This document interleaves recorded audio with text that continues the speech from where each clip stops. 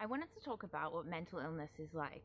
I mean, it's safe to say that if you haven't experienced a mental illness yourself, you have no idea what it's like to be battling a mental illness. And I think sometimes, even when you are battling a mental illness, you find it really, really hard to explain to people what is going on. And I honestly think half the reason there is such a stigma around mental health is purely because we lack the vocabulary to talk about mental health. We don't know the language of mental health. We don't know how to explain emotions that there are really no words for. It's not just about being sad. It's not even just about being depressed. There is so much that goes into being mentally ill. And I know, like, in high school we learn a lot, well, not a lot, we were told, kind of what mental illness was, that mental illness is a thing, but it was always taught to you in a way that it would always happen to, like, someone else. It would happen to a really small % of the population, so you didn't really need to worry about it. And they say that 1 in 4 people suffer from a mental illness, but I really think that those statistics are wrong. I like to remind people that we only have statistics on the amount of people that actually seek treatment for a mental illness. So I like to think it's 1 in 4 people that are being treated for a mental illness, and that there's probably more like 1 in 2 people that will suffer a mental illness through their lifetime, whether it be hereditary, biologically, or like a situational form of depression or anxiety. Like, the society that we live in is really not made for us. It's not what human beings were designed to do. It's not the way that we were designed to live. So there's sort of no way that we can sort of live in it and not have some form of side effect, not have some sort of residual issues that stem from the way that we function as a society. I know for me, when I first became mentally ill, I had no idea what was going on. It was like I was suddenly sucked up in this tornado, or I'd fallen in a hole, and I had no idea where I was. It was like in a night I lost myself. Suddenly I wasn't there anymore. And I don't think you really can comprehend how valuable your sanity is until you've lost it. You don't know what you have until it's gone. And our sanity is such a huge part of who we are. It's what makes us function. It's what makes us successful individuals. And I think without it, you cannot function. You can't even hope to function in the society that we live in. And I knew that something was wrong. I didn't want to admit that it was a mental illness. People often accuse me of saying, like, I want to be mentally ill. And it's like, no, that's far from the truth. That wasn't the first thing that popped into my mind. I tried to figure out what was going on. I tried to figure out why I was so unhappy. And I don't think anyone had ever explained to me. No one had had a conversation with me about mental illness in a way that would help me identify that I was suffering from one when I did begin to suffer from one. I mean, having a mental illness is it's like drowning in this vast ocean. It's not just depression, it's all of it that makes you feel so helpless. I remember when I got sick and when I started to realize that something was seriously wrong, I felt like a helicopter had just picked me up and dropped me in the middle of the ocean. I had no idea where I was. I couldn't see land. Nobody was around me. I was just floundering around going, guys, I'm not okay. But I couldn't really tell people I wasn't okay because I didn't know why I wasn't okay.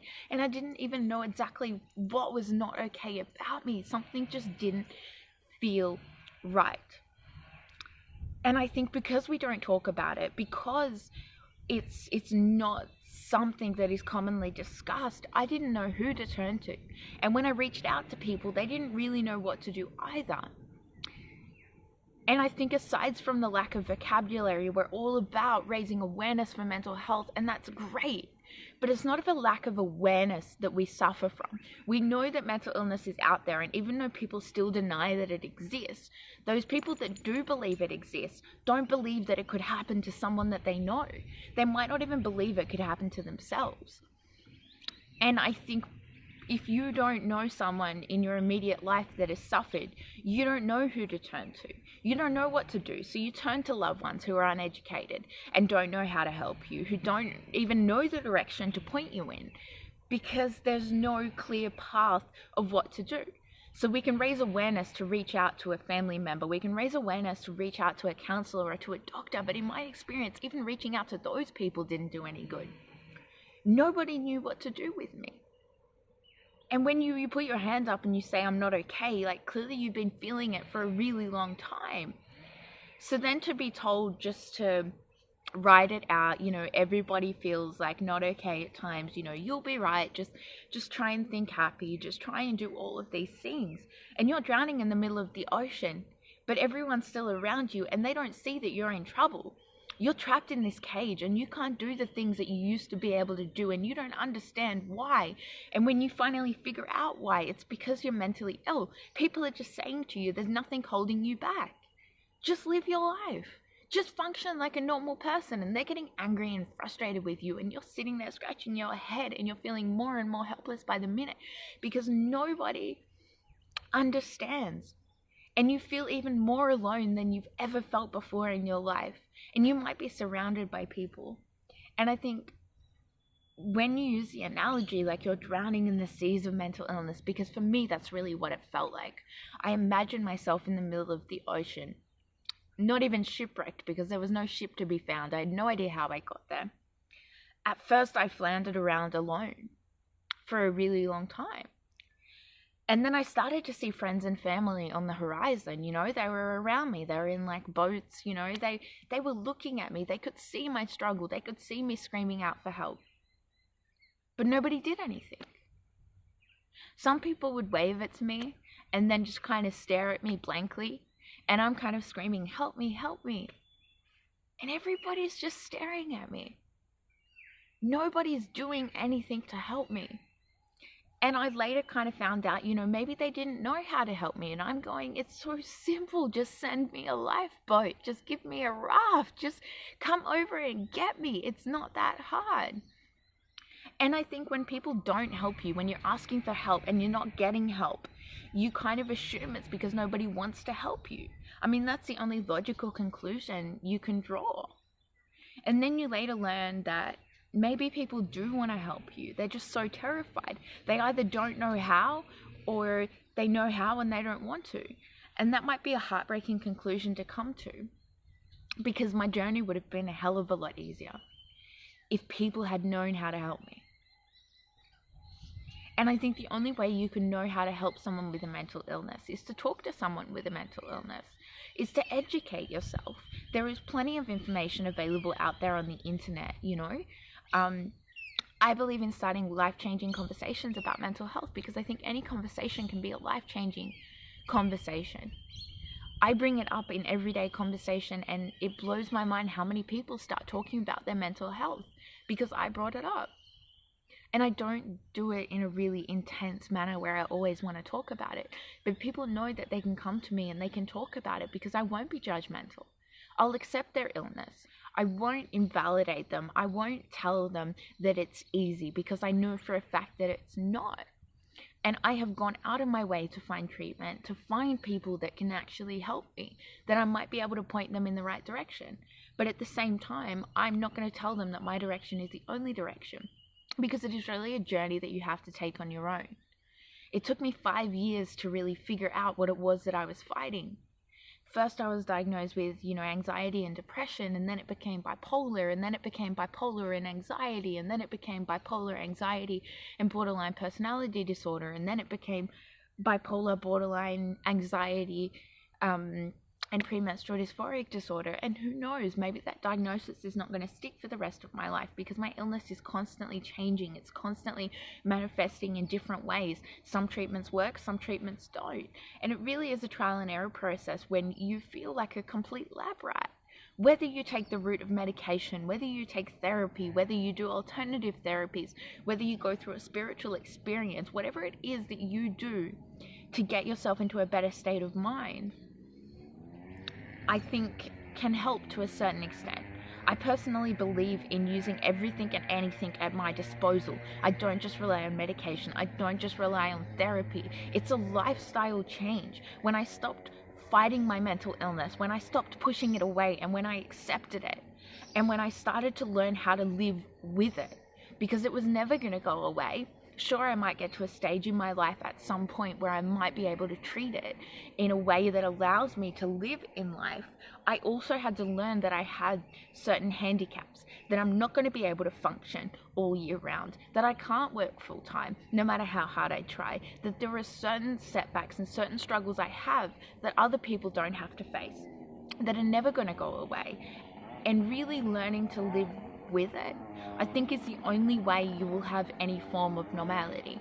Learning that when you're depressed, you only have a small amount of functioning hours of the day. When you're manic, you might have 24 functioning hours of the day because you don't need to sleep and you're full of energy. But when you're depressed, you're the complete opposite.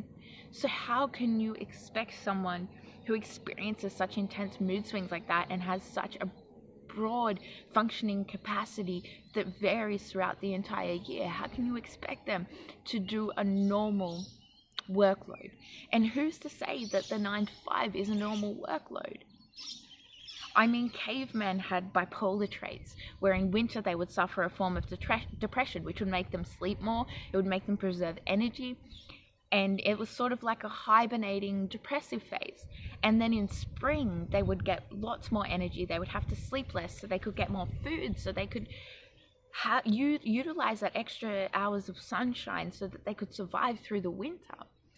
And I think that is where we have gone so far from our prehistoric roots to a place where we're expected to function all year round, despite the how shit the weather may be, which affects our mood.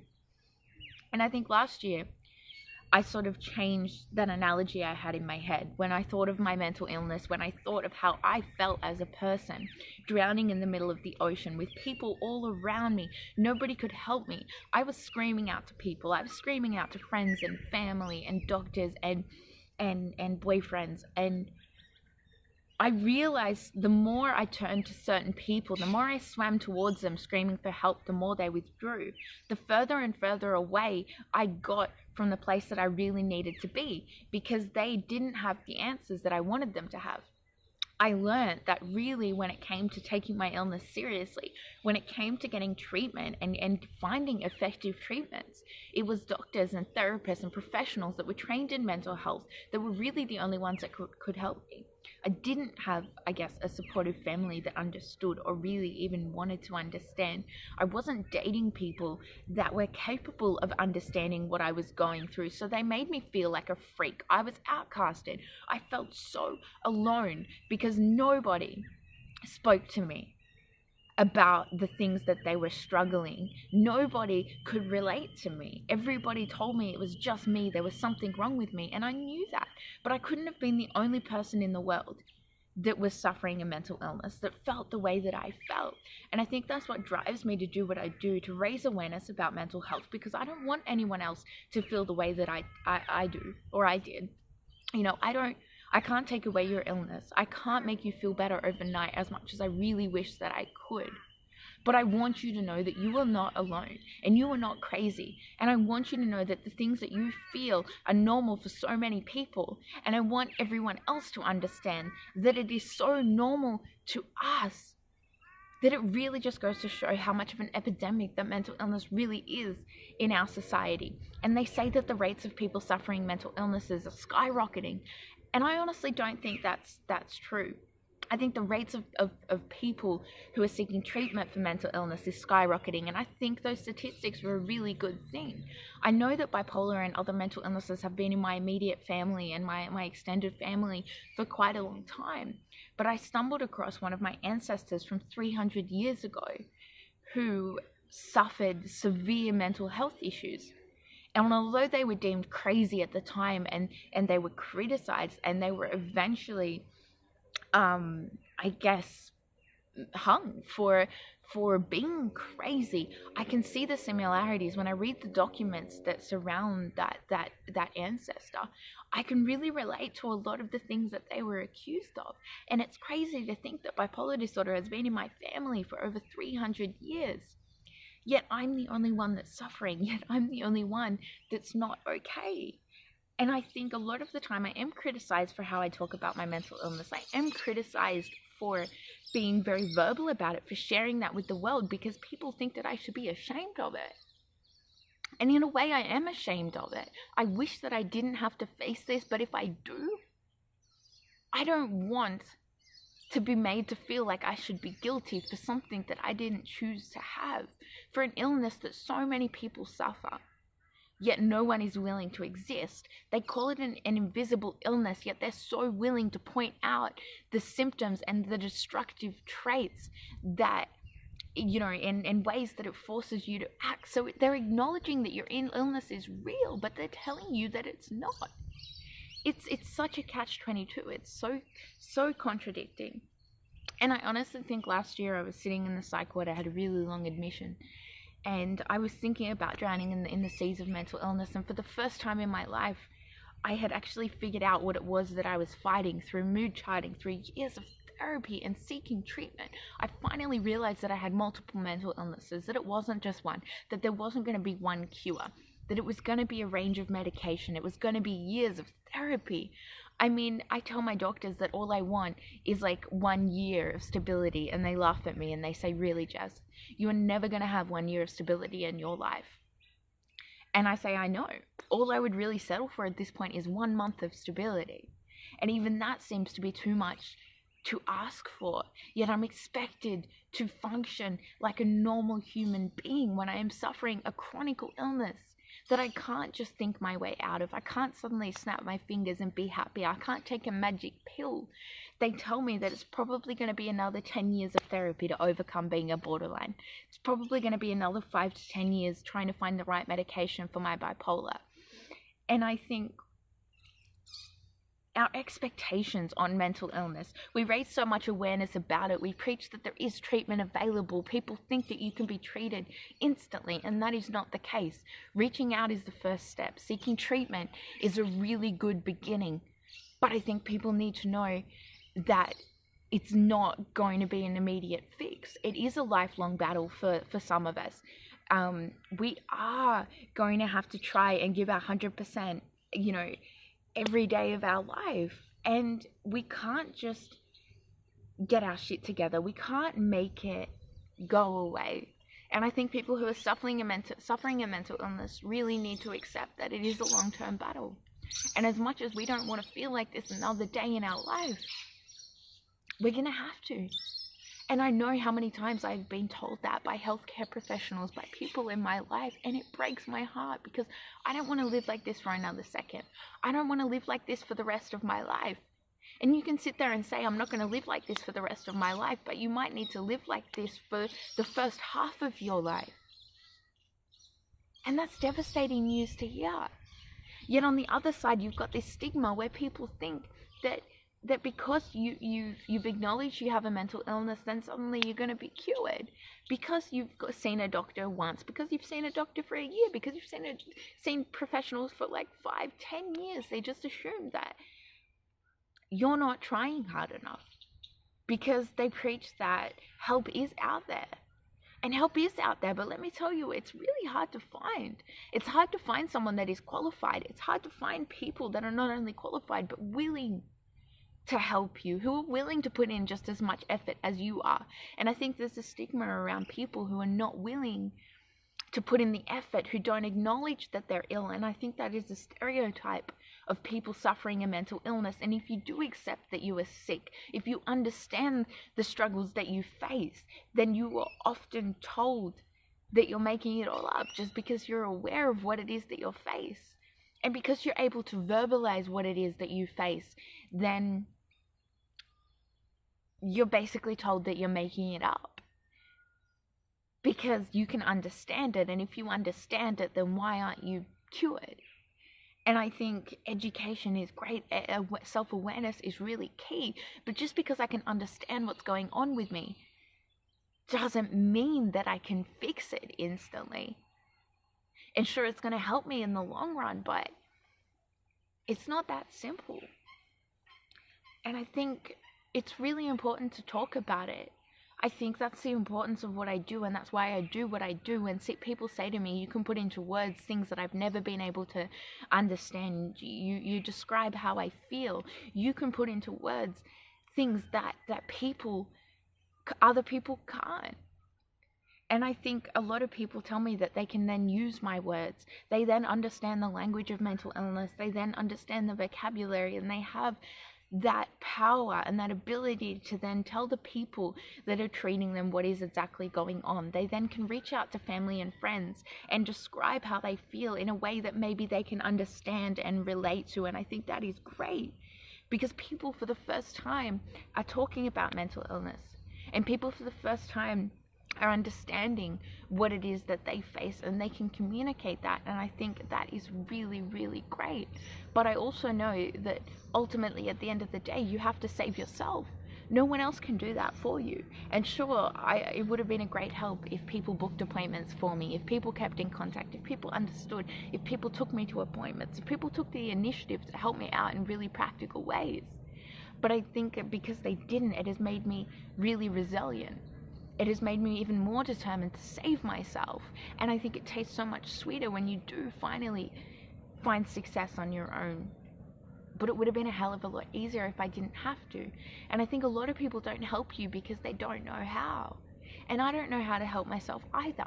But I say to people, it would have been a lot better if you could have held my hand. And if you could have said to me, I don't know how to help you, and I know that you don't know how to help yourself, but maybe if we figure this out together, you won't feel so alone.